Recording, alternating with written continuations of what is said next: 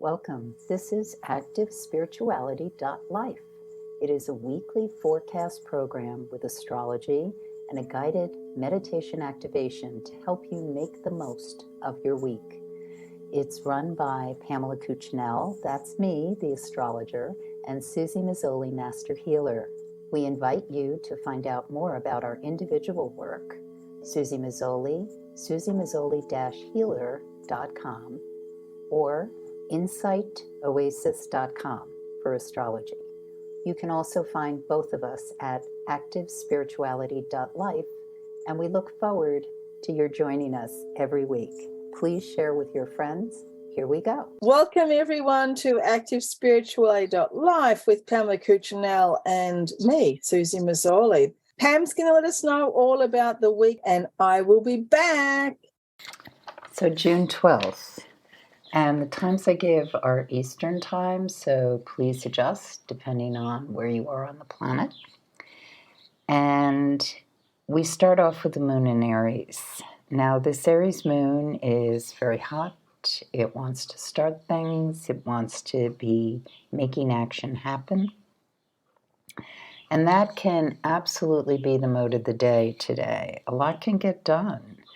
The important thing is to keep it interesting, and the ideal would be to work on projects already in motion, finish up, what do you want to get off your desk, and just be free and clear of before we get to that new moon, the end of the week. And for many of us, especially those with a lot of fire or air, it's really important to burn off energy in a healthy way. So whatever exercise or routine you do, make sure it's within your usual mode of operation. It's not a time to start a whole new program or do something much more ambitious than you've done for a while. One thing that is on the table today is if there's something old that kind of scrapes away at the wound, that might come up. It may be inadvertent, it may be sudden, it may be, oh my God, why are we doing this again? It may just blurt out of your mouth or someone else's. And the important thing is to really look at what has come up and to face it from a place of your own personal power. And that doesn't mean get mad or feel frustrated, but it does mean look at what perhaps needs to be said or expressed to get by it. Remember, we're in the waning moon cycle, so that's about finishing things up.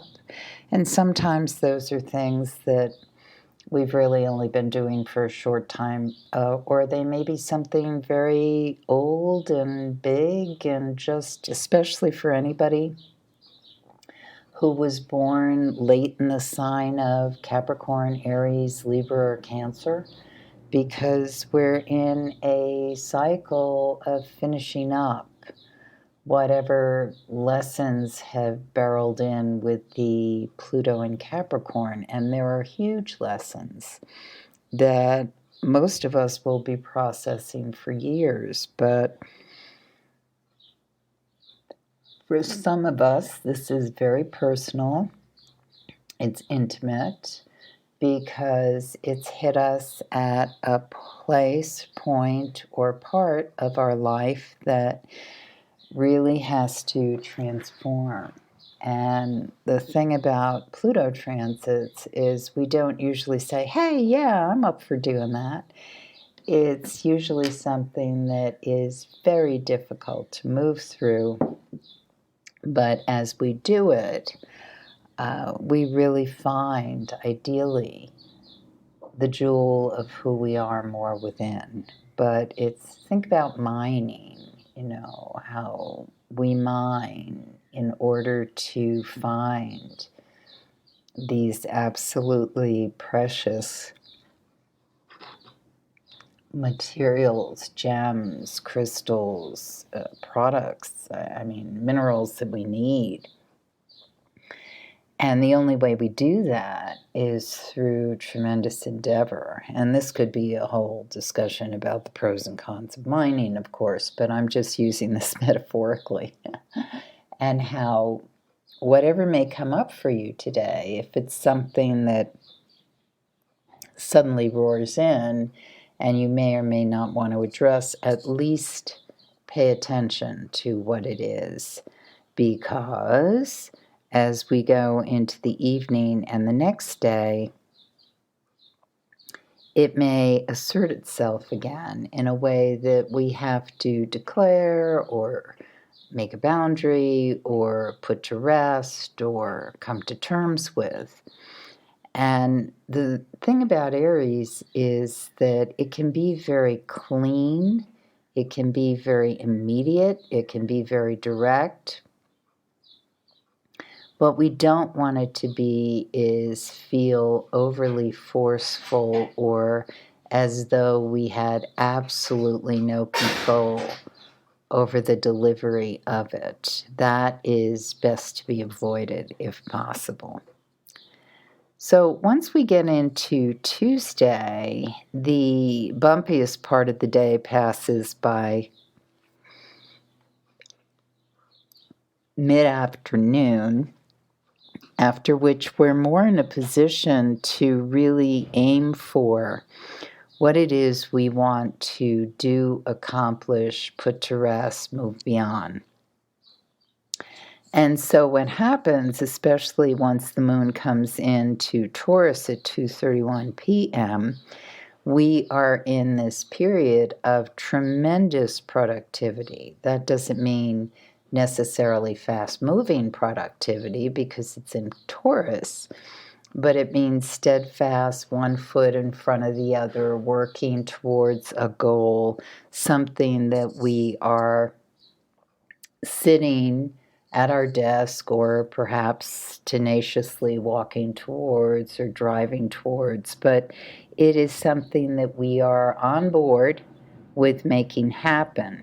Now, this day, once the moon is in Taurus, is a very auspicious day. It's a day when we know what our direction is or what we want to accomplish or what we want to release or make happen, recycle an idea, bring in some finances, see the way to resolution that maybe has been avoiding us, it almost can come in as though it just appeared. And it's more apt to happen this way the less we force it. So it's not about forcing the thing that we want to have happen. It's about allowing and trusting that it's coming through. And it can be subtle. I mean, it might just be an email that comes through or something that you see that sparks a memory. Oh, gee, I should get in touch with so-and-so. And yes, perhaps this is something you want to do in the next few days, or maybe you just want to file it and think about it and take action more when the new moon comes in. And we can figure that out, or you can think about it more once I start talking about the new moon. So I see Tuesday, late afternoon, evening, being very fortuitous. Once we get into Wednesday, the 14th,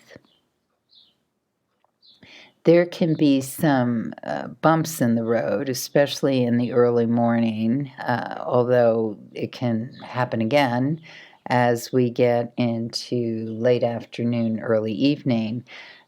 The thing to keep in mind is, remember, the moon is in the sign of Taurus. And what is Taurus? Taurus is the bull. And there's a lot of mythology that's connected with the bull that actually has to do with feminine and Isis, love, and the fertile delta.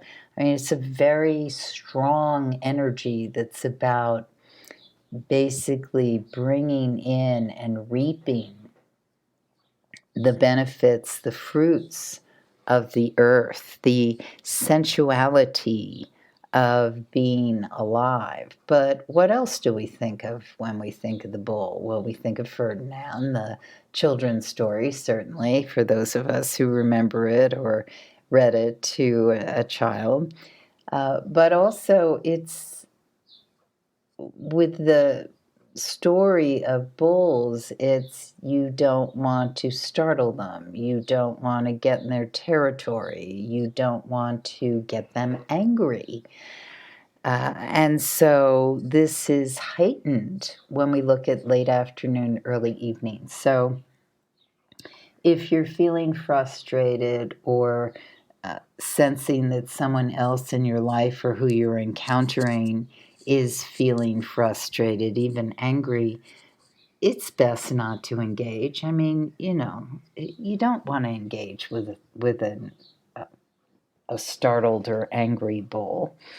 So think about tamping it down, taking the force of that impulse and doing something quieter with it, so that you basically use that impulse to shore up and invigorate. So what invigorates more than angers? What's a good outlet for moving that energy in a positive way? Certainly dance is a wonderful solution, depending on how you like to exercise, move your body. That can be a way to use it.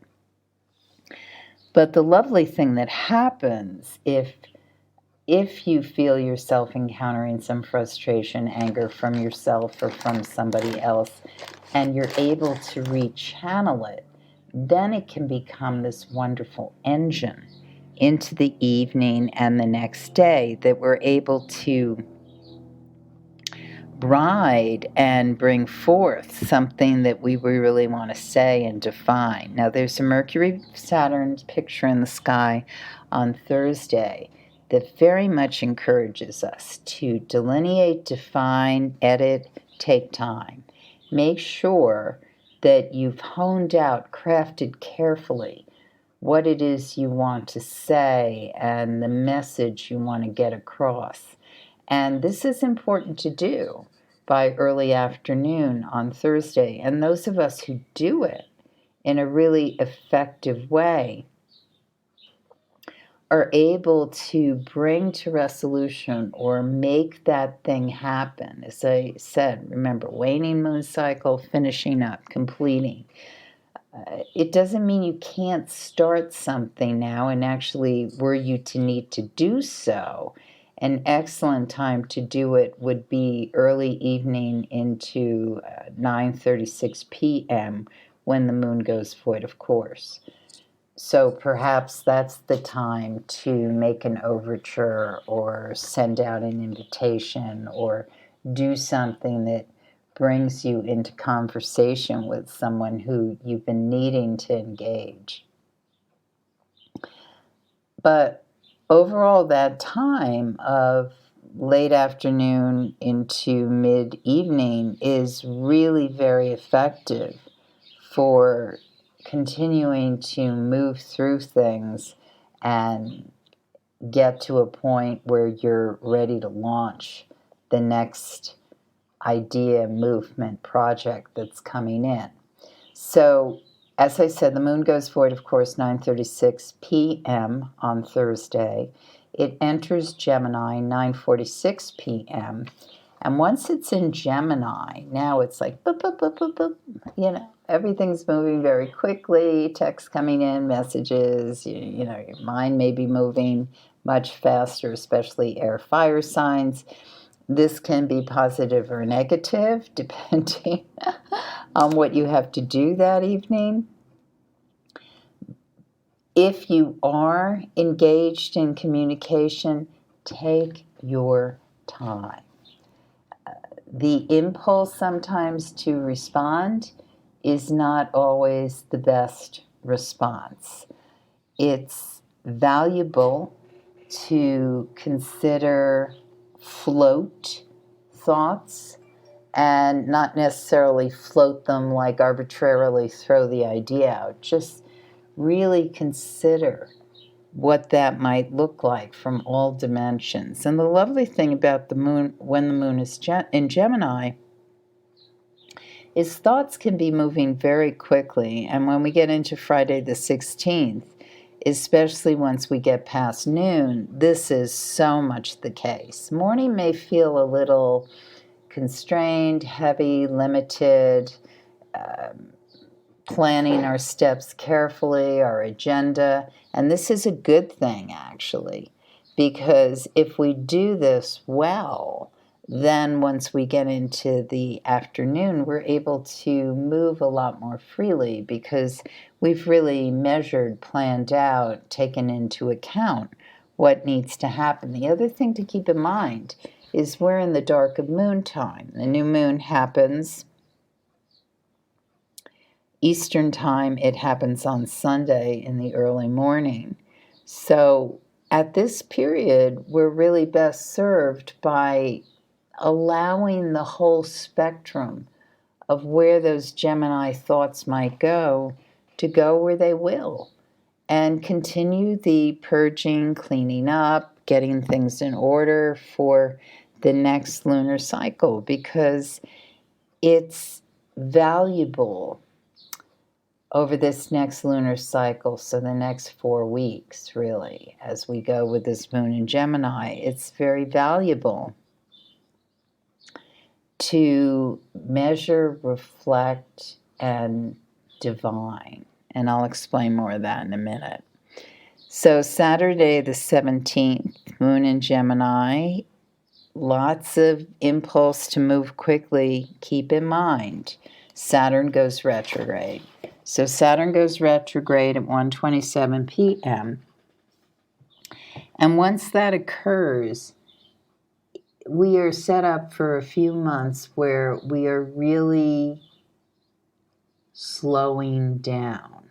And what we're slowing down is we're slowing down responsibilities, commitments, goals, tasks that need to make happen. And when we slow them down, it doesn't mean they aren't going to happen. What it means is the consideration of how they happen gets rethought. When you think about Saturn as being the authority, and now in the sign of Pisces, especially in the sign of Pisces, there are so many considerations to take into account before someone shakes hands and says, yes, I can do that, or let's make this a contract. We think in terms of the wider sphere, and not everybody does, obviously, but the other thing that can occur over this period of time is that anybody who's not able to follow through in the way that we thought or we hoped or we wanted, it becomes harder to pin them down and kind of get them on board. Not a bad thing, because yes, you may think so-and-so will make a fabulous partner, or you really want to do business with, or use as a contractor, or devote serious time with. But unless that person or entity or situation can carry through during the Saturn retrograde so that you understand well what each brings to the table and how secure is the commitment, finances, desirability to carry this to fruition, I mean, there's no point. You don't want to marry someone who's not going to show up or follow through. And so one of the nice things about Saturn in Pisces is I think it shows us what the spiritual commitment is, what the ideal is, what the wish is, how lovely this can be in a creative capacity, but it also will show us where there's no foundation. And so in retrograde, yes, we may be discovering some things. And because Saturn goes retrograde right before the new moon in Gemini, I do think this is one of the emphases of this particular experience of the new moon. The other thing is that the new moon makes a picture in the sky with Neptune. And Neptune is considered, among other things, the higher octave of love. And a lot of astrologers consider it under the realm of Pisces. Since Neptune is in Pisces, in its last decan of it, this is definitely a dream stage new moon. And so on Saturday the 17th and Sunday the 18th, I invite us to think about, what is it we're dreaming? What is it we want to make happen without necessarily each one of us making it happen, but through the connectivity of the desire, the highest octave of love? How do we do that? And I think part of what this new moon suggests is we have to get out of our way of what we think this looks like. And it's humbling in a certain capacity. I heard a woman speak today, and she was talking about how in 2017, when she was at a conference hearing about white supremacy, she was thinking, that's not me. I'm married to a black man, white woman. But as she listened and got deeper into the conference, she realized, oh my God, I've been entitled to these privileges all my life. That, of course, my husband, by sheer reaction to how some people respond to the color of his skin, he hasn't had that same privilege. So that's what I mean about this new moon and the reckoning, the humbling quality to it. I mean, that's just one story. But part of what it presents to us is, yes, you may have and I may, and actually I do, have a very strong desire for peace, love, connectivity. But I have my flaws and faults. And so this can be a humbling time as we work through this and see how we may be unconsciously creating reverberations that we don't want to create. Just annoyance with people, frustration with people, whatever it may be that we're putting out there that adds to the overall dissatisfaction and frittering away of the absolute quality and beauty of being alive. So, the moon goes void, of course, at 2:24 a.m. on Sunday the 18th, and carrying this new moon energy gets more into stride once the moon enters Cancer at 6:58 a.m. I think this could be a very lovely day for, once again, being near water, relaxing, nesting, connecting with people you love, and continuing to tease out, understand those pieces of self that may in some way block the ability to really transcend and invite in that higher octave of love. And now I turn it over to Suzy. Welcome, everyone. I invite you now just to take a moment to settle yourself, find a place of comfort. It's always best when we're meditating to have a seated position, if you can, somewhat symmetrical, with your back nice and straight. And just find a nice position of comfort, whether that's in a chair or on the floor, in lotus, half lotus, whatever you can do that's comfortable for you now. And just bring your energy into the heart center as we begin to contemplate, as we begin to go inwards. Bringing all of your attention, think like you're like an octopus and you're bringing all of your arms back into center, all of your tentacles, all of your energy, all of your thoughts, everything coming into the present. Everything just coming back to the present moment. So our thoughts are not in the past. We're not thinking about the past. We're not thinking about the future, thinking about what's ahead of us, just being present. And even that is a big thing to do for a lot of us, probably for most of us, just staying present in the here and the now. So as we just become present, we are literally feeling our seat, feeling ourselves in stillness.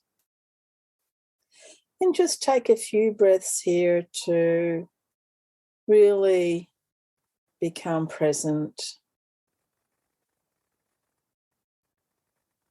And as we do that, feeling the energy centers opening up, feeling all of the constriction in our thoughts, in our body, in our emotions, if we have them, simply dissolving.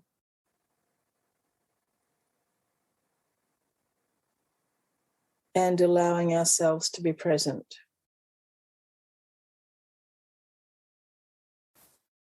And during this week,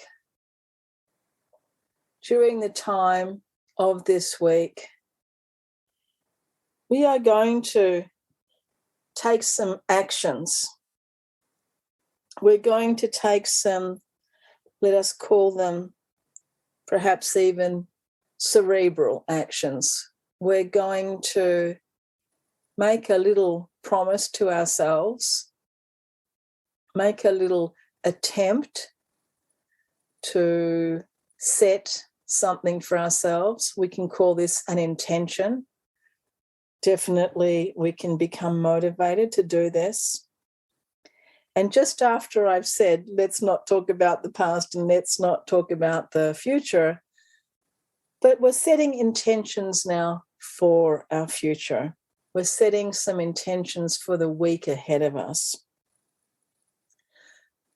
to become more conscious, to become more aware, to become more in our body and in our mind and in the space that is created by those two things together, which is us here and now. So we are making this intention to really be present. And we might think something, but then let's invite ourselves to rethink, just to double check, or just to bring more awareness, or perhaps just to be more of the witness to our thoughts, to our actions. Like, I went and did this. Was that the right thing to do at the right time? Could I have done it differently? So there's a little bit of analysis, a little bit more self-awareness, and not just automatic. So many of us are so unbelievably and incredibly busy, and we just rush through the day, rush through the things and say, oh, wow, I love my bed when you finally get there at nighttime. But there really is a need now to reconsider some of our motivations, some of our passions, even our desires. Just question them, instigate some analysis, have a look, really have a look. Why am I doing this? What's motivating me? What's driving me? Do I need this? What does it prove? What does it do for me? What does it do for others? And just have a little look again and again. Review yourself, review your thinking, review your assumptions, your judgments. Notice how quickly you jump into something and just assume that you know what's happening or assume you know what's the right thing to do. Take some time to be very, very considerate of every thought, of every word, of every action. Witness yourself. Witness your own responses and your own reactions, and witness how you might jump into action immediately. What is driving you? And remember that we, in every single moment, with every single thought, with every single action, we are creating the world ahead of us. With every single moment where our mind is creating our future moments, perhaps the moment in 10 minutes or perhaps the moment in your next lifetime. And that is why we really need now to witness, what am I doing? Where is it coming from? What is my motivation? So that we can create a future ahead of ourselves that really is to our most glorious human potential. So we might notice when we're gossiping or when we're speaking ill of someone, which of course we shouldn't be doing. We should only be speaking about the nice things about people. Draw your heart into the conversation and allow yourself to be in that higher space. Allow ourselves to be not thinking of ourselves constantly, but perhaps thinking of others constantly. What happens when we're here for others all the time and not just for ourselves? What happens when we can really very, very consciously bring that purity, that what we call Buddha nature, into every single part of ourself? That nature that is loving unconditionally, that is compassionate, that is kind, that does not have expectations, that doesn't expect a response to their kindness, but is even kinder when people are nasty. Just constantly bringing up your kindness into every single moment of the day. So during this time, let us really be present, reviewing our thoughts, reviewing our passions, really analyzing our motivations, really understanding ourselves on a much, much deeper level, allowing ourselves to be in this state of awareness and analysis. And as we do that, noticing what changes and how we change and how we are able to deepen into our true loving nature. Taking a few deeper breaths, allowing yourself to really awaken in this state. Opening your eyes gently. Love now. Thank you, Pam. Thank you, everyone, for being with us. Have a wonderful week. You have been listening to Suzy Meszoly and Pamela Cucinell of ActiveSpirituality.com. activespirituality.life. If you've enjoyed this program, consider a donation. You can find the link for that, activespirituality.life.